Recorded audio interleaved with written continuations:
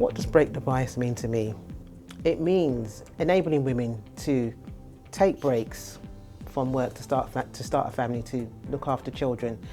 It means, enabling women to take sabbaticals when they need to take sabbaticals and not coming back and being penalised for that. It means for me being able to move up the career ladder without having to think, oh, how's this going to look to other people that I know or work with. It means we should be able to do whatever we want, how we want, and when we want. Society has, given us the expectation that women should be seen as kind and helpful and kind of mild, and actually when they show passion and ambition and a want and drive, we see that as like a negativity and we tend to dislike them more.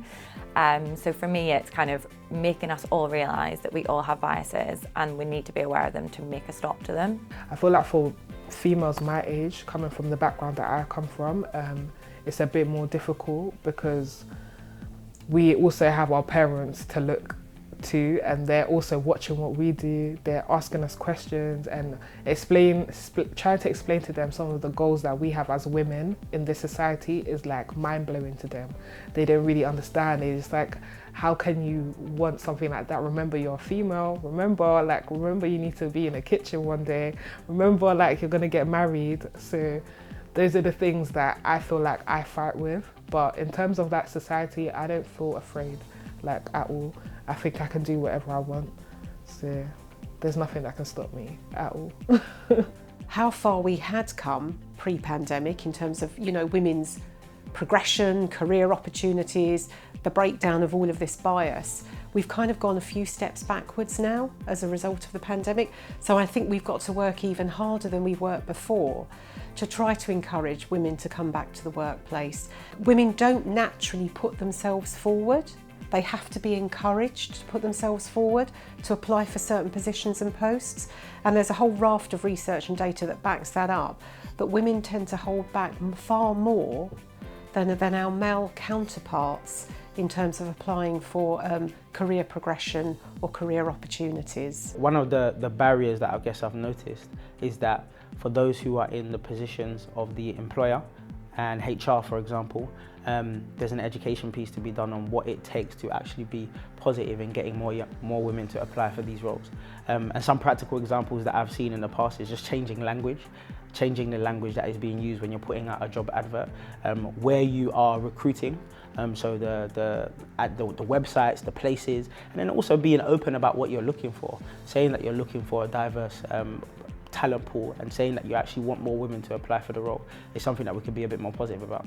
When I decided that I wanted to come back, I was very firm on the fact that I wanted to do 4 days a week. And then when I applied for the director role, I said, I'm only doing 4 days a week. And my managing director didn't even question him. And he's like, we will just adapt your portfolio to suit you because we value you.